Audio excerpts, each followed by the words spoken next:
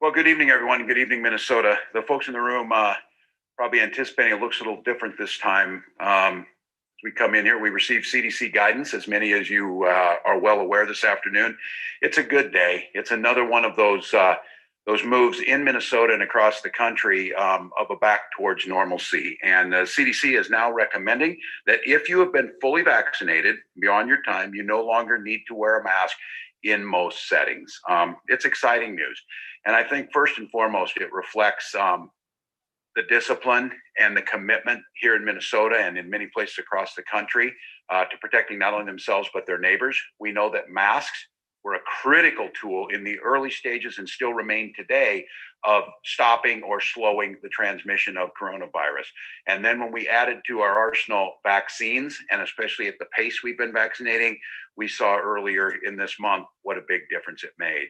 I was just over today at River Center at one of our state mass vac sites where we were celebrating crossing over 500,000 doses given at those. And in our family, kind of a milestone, my 14-year-old went and got his vaccine after school with his friend Violet. And so we're moving in that direction. The vaccines are making a difference, and CDC now moved their guidance.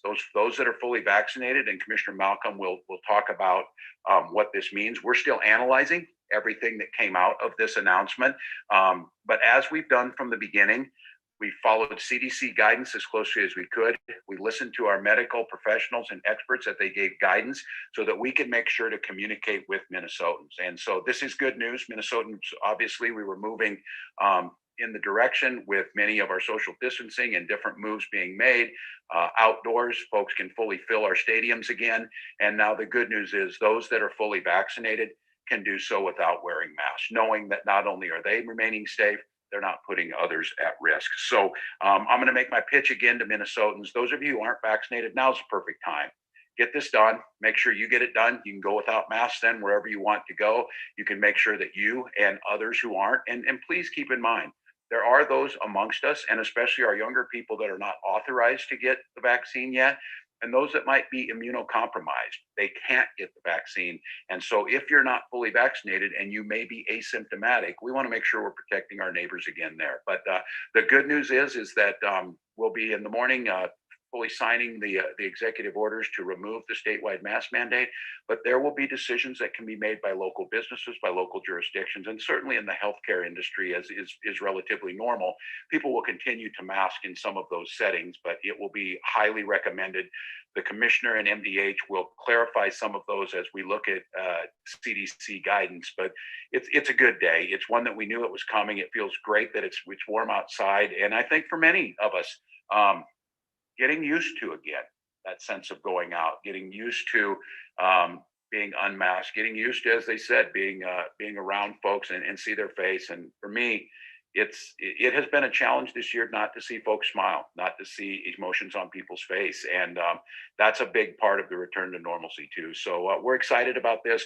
I'm going to have Commissioner Malcolm is going to talk a little bit about the health side of this, and then we've got Commissioner Grove from the Department of Employment and Economic Development to talk about the impact on businesses and how some of that guidance will come down. And again, like most of you out there, we got this guidance about 5 hours ago or so, and they've been working diligently to make sure that we're able to forward the proper guidance, the proper recommendations, and understand what the impact will be. And so with that, I'd like to welcome Commissioner Malcolm. Well, thank you, Governor. I have really mixed feelings about this. I certainly agree with the governor that there's some really good news here, and that good news is the science is getting increasingly clear about not only the effectiveness of the vaccines in preventing severe illness and hospitalizations and death, which is enormously effective at, but the data are getting clearer and clearer as well that the vaccine prevents asymptomatic illness. So makes it we're much more confident now that when we're vaccinated, we're not putting other people at risk unknowingly.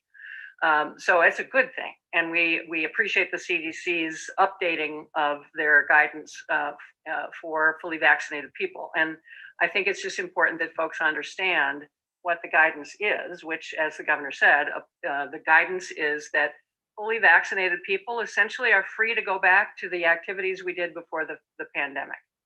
The CDC guidance remains and our MDH guidance will remain, that people who are not vaccinated still are at risk. And my ambivalence about this, or my concern about this, is that there's still an awful lot of people in Minnesota who are not vaccinated. We're making great progress. We're at 61% of the currently vaccine eligible population, or I should say, amend that, the 16 plus population. But 61% is not nearly enough to keep this virus suppressed. So we do urge people who are not vaccinated, as the CDC does, to continue using all those other precautions. And to absolutely take seriously the value of vaccination and the importance of it for our community.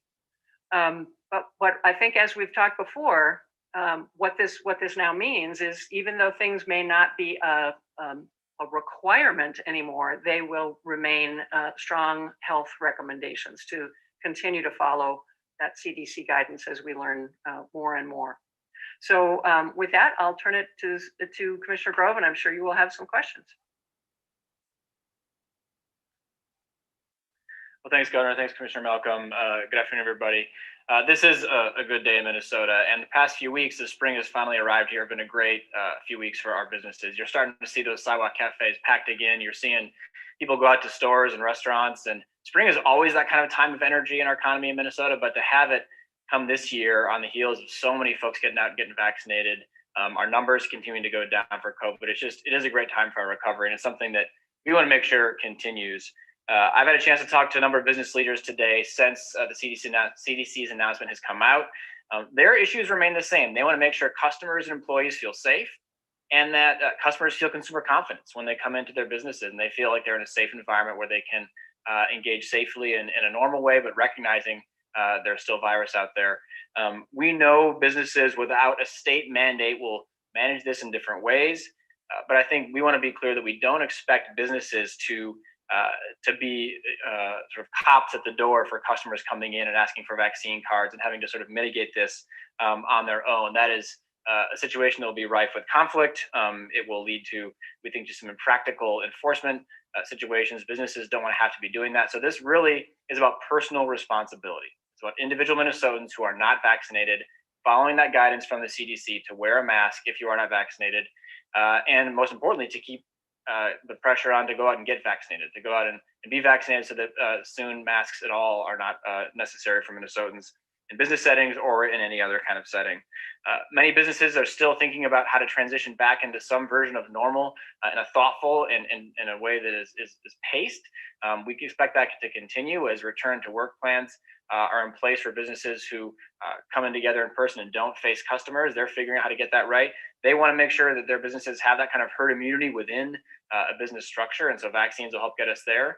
But not having masks, I think, will help all of us continue to see that the future is looking brighter here. And when we think about a recovery and all that's necessary there, we have reason for optimism right now. Today is another milestone in that journey, but we're only going to continue to make progress if people get out there and get vaccinated, so that confidence continues. More people can get out and work and get out and spend money. We can continue this progress of getting Minnesota to our next chapter. So with that, I'll turn it back to the governor. Thanks, Commissioner. And I do want to note, there's folks that feel some anxiety around this. I think for all of us, it's that return to normal. We here in Minnesota have laid out that path. We were headed to this place based on our vaccination rates anytime between the next several weeks. And certainly we had a date certain on when the mask mandate would go. I think those recommendations, what we've seen is the vast majority of people will choose to do the right thing when they have good information, they have good guidance on there, what needs to be done. And now we're at a point where we can ask people. Before this point, well, we should have just asked people to do it on their own anyway. That's very difficult when people were put and had to go back to work and were in unsafe situations. The availability of the vaccine and the uptake of Minnesotans has certainly made this easier for us. I do, though, on this day, just continue to stress with your neighbors, with others, and especially those young folks who are now eligible, get vaccinated. It's the right thing to do. These variants are still out there. We are still the fourth highest state with infection rates. That number is dropping off pretty precipitously the last several days, as we thought it would. But we still need to manage this. The good news is, between those that aren't vaccinated wearing their masks, those that aren't vaccinated going and getting their vaccine, we'll just continue to improve on this. So Minnesotans, this guidance will be out there. We'll get it up on the Minnesota Department of Health website so that you know what you can do. And again, this is being Minnesota nice, as we said all along. Help people along with this. I want to reiterate what Commissioner Grove said early on.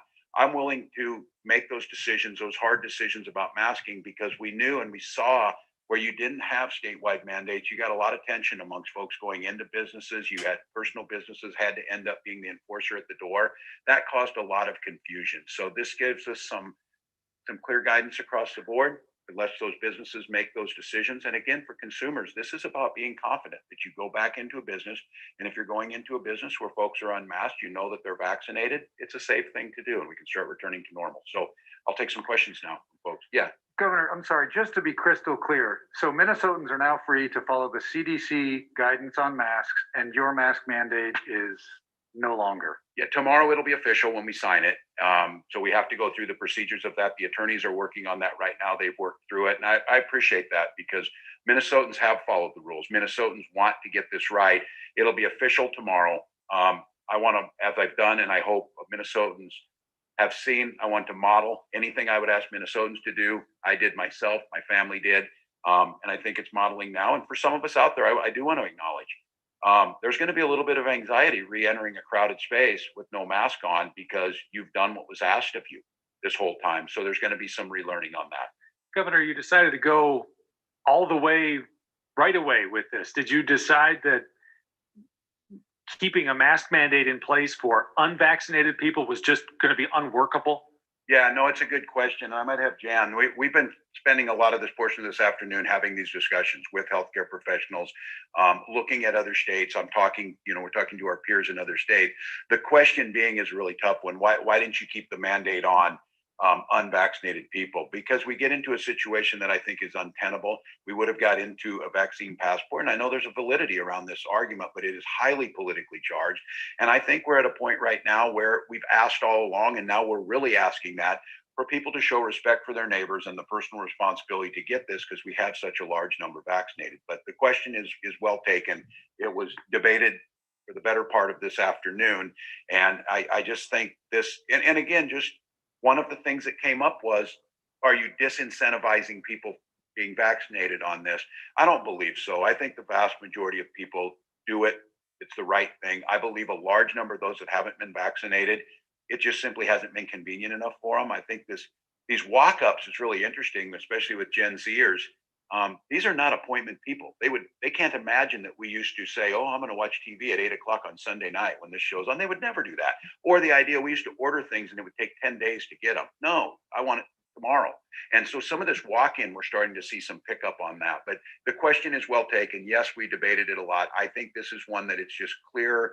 I'm really asking people, if you're not vaccinated, please do it. You got a lot of your neighbors out there. And again, think of those folks who for whatever reason can't get vaccinated, or our little ones who still aren't eligible to be vaccinated. Governor, Go here and here. Governor, did you know this was coming? Were you caught off guard by the CDC's announcement? We were stuck on that 70% number, and now this announcement comes. We were moving towards it, and we're probably further along than most states. Yes, I did not expect it today, so I was caught a little bit off guard. I would notice some of you who watched the president's announcement the other day, when he turned to Jeff Zients, who was in the room with him, and said, Jeff, we're going to make some moves around this.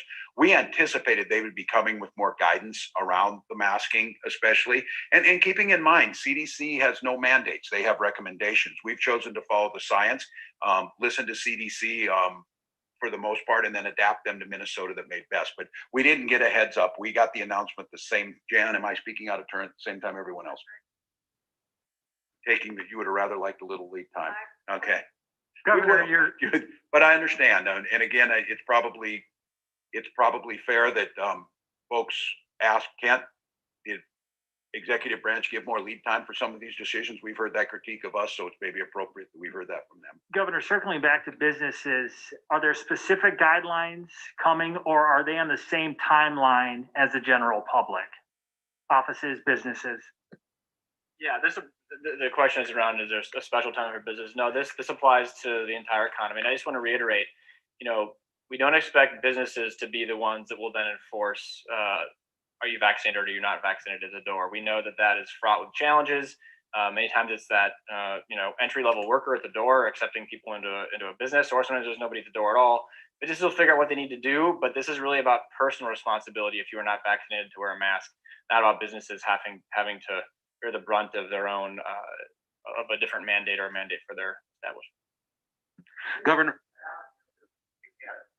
Governor Walz. This is airlines will continue on. My anticipation is that hospital settings, potentially long-term care, they will continue to ask people to do that, which they have the right to. Governor Walz, Devon Rahman here with KARE 11 News. A lot of people are saying that this is sort of the end of the pandemic, that the mask mandate being lifted, this would be the end to the pandemic that we've been waiting for. Is this the end to the pandemic, and how does this factor into your peacetime executive order? Yeah, well, we'll do that tomorrow. And as I've said, basically what's left is my ability to vaccinate. We knew this piece of it was coming to an end. So there's one or two of those tools that are still out, the ability to vaccinate folks, some testing in there, and the ability to move some state employees around to help us. So those peacetime emergencies are done. I mean, the business mitigations are coming to an end. I want to be clear, it's not the end of the pandemic, but it is the end of the pandemic for a lot of vaccinated folks. Now, the question is society-wise trying to get to that. And I think we've all acknowledged, and it's not necessarily a failure, it's the nature of where we're at with COVID. We probably won't reach herd immunity, but we need to manage this. And I anticipate we'll need to manage this for years to come, but we manage flu, we manage meningitis outbreaks when they come, much more manageable where you don't have the wide mitigation efforts and that local public health. I do think I'd say as this goes on and it's not the end, we need to think about the next time, and God help us and hope it's never or 100 years from now. Think about what do we do to re-strengthen public health that needs to be there, and what do we need to do on preparedness for the next pandemic. We in state government have pivoted on some of those things to make sure we will always have a strategic state stockpile rather than a strategic national stockpile. But I want to be clear, this is a good day. There's a lot of normalcy. If you and your family are vaccinated, a lot of the things are pretty much back to normal as of this move, but there's still a lot not done yet. And I think this is the fear, and I don't want to, Jan, if you want to say anything, the commissioner's deeply concerned that this gets rid of a sense of urgency. It makes it easier for people to say it's over and there's no need to go get vaccinated. I think all of us, we maybe say something, Jan, on that, because it is a concern, and it's why we really do need to shift to that. Folks need to do this or talk to their neighbor to do it. Thanks, Governor, and thank you for the question. That is exactly my anxiety as I stand here, is that, and we've talked about this before, I think, when things are no longer a rule or a mandate, people think, therefore, everything is safe. And people may translate this guidance as meaning that the pandemic is over. And it's just going to be incumbent on us. We appreciate your help getting that distinction out there. We still, as the governor said, we are the fourth highest state in the country for case growth. We've got a lot of people vaccinated, but as I said before, I'll just repeat it. We don't have nearly enough people vaccinated to keep this virus suppressed. It will come back if we don't continue to build up more vaccination. So I really, and I know it's a difficult thing maybe to parse out. Well, if it's no longer a rule, then aren't you saying it's safe? I think it's really incumbent. This is still so much in our hands, our individual hands, to make well-informed decisions for ourselves and our families, and to really just know that people are in different risk situations, and we really owe it to each other to know that the pandemic is not over and that we still have work to do. So thank you for asking that. Governor, I'm curious, this takes away the tool to kind of help get the state to 70%. Will the state consider any other options to kind of get to that? Yeah. Any other encouragement? Yeah, it was one of the tools, but that wasn't the carrot, if you will, on this. It was that 70% is an important number, because that's where a lot of the epidemiologists, and again, it's not a magic number, 68, 72, but that 70 number starts to get us at least as a floor to where it's much more manageable, what the commissioner's talking about. I think when the studies are done on this in the years to come, by us have been over 50% when this latest wave hit. I think is going to be responsible for saving a lot of lives. Now, as far as the incentives go, I was joking today. It doesn't take $1 million to get Minnesotans vaccinated, but it might help. We've explored some of those things. Ask what's legal. I do think at this point in time, some of those incentives, and I don't want to diminish people of saying, really, you couldn't just go get the vaccine to help your neighbor. You couldn't just go do it because it's the right thing to do. What I hope is for Minnesotans in this is where we all work together. We don't shame people for wearing masks. We gently nudge people to go get that vaccine. We encourage them to try and do it. It is about that social compact. And the good news is now we have real world proof positive that if you get vaccinated and a large number of people get vaccinated, we don't get sick, we don't go to the hospital, and life returns as normal. That's how you beat the pandemic. And that's how it becomes just a persistent low grade burn that we get better at with booster shots or whatever that might be. Peter. Hey, thank you. First, I want to ask you to clarify something we heard you say, which was that the emergency powers are over. Was that did you misspeak? Well, for the most part, they are. We have a handful of things open. This will remove that. I have the ability to do some of the things around vaccinations. I can move some state employees around. We're trying, as we've tried for 5 months, take the eviction moratorium off there. But I think the idea of, I should say this, the business mitigations that seem to be the focus of this, because when people said emergency powers that they're really mad about, I would sometimes ask them, I said, do you think it's horrible that I've allowed restaurants to use state right-of-ways to move, out into the street? And no. So it's a general feeling around this, but when you start taking the individual emergency orders, people are pretty supportive of them. So they're not all closed out, but as far as mitigations go, this is pretty much about it. We'll wind down here. Okay, thank you. My question is this. You said you're following CDC guidelines, but in fact, you're not, because the CDC said today that mask mandates are not required for those who are fully vaccinated. You've got about half the state fully vaccinated, yet you're lifting the mask mandate for everyone, which is not what the CDC is recommending, the way I read it. Can you speak to that, both you and the commissioner? Yeah, and yes, and that's right. And the CDC doesn't mandate anything. I would assume that the CDC, as what they've done, was allow the states to make some of those decisions. We have made the determination, and again, that the confusion that would be caused by this and the onus that would then be put on individual businesses would be almost untenable and unworkable. And again, while yes, it's true the entire state, the 50%, the big chunk of those now are those that are not eligible because they're younger than age 12. So the vast majority, we are approaching those, as we said, 61%. We're approaching a big chunk of the state that's done. So what we're talking about right now, as of today, those 16 and over that aren't vaccinated is about 39% of the population. Those are the folks that we're talking. Those folks still need to continue to wear a mask. We would encourage them to get a vaccine, but I think setting up a dual tier system, we spent a lot of the afternoon discussing this, would prove more of a challenge and less effective than appealing to what has worked in a lot of cases for Minnesota and have clear guidance. People know where they're at, and then give clear guidance on how some of those things would end. And we said all along, once we had the ability to vaccinate, once we had the ability to protect our hospital space and our most vulnerable, we would adjust accordingly. So Jan, do you want to talk about anything on CDC? Yeah, just to quickly reiterate, our guidance will remain the same.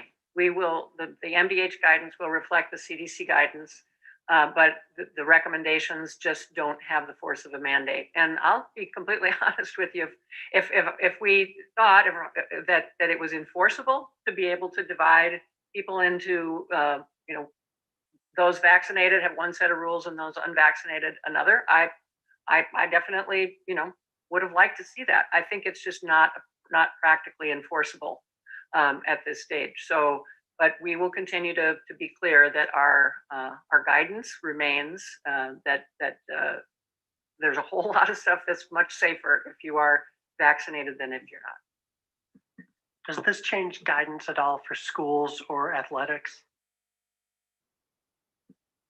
Because we're so close to the end of the school year, the current safe learning plan guidance will stay in effect through the end of the school year.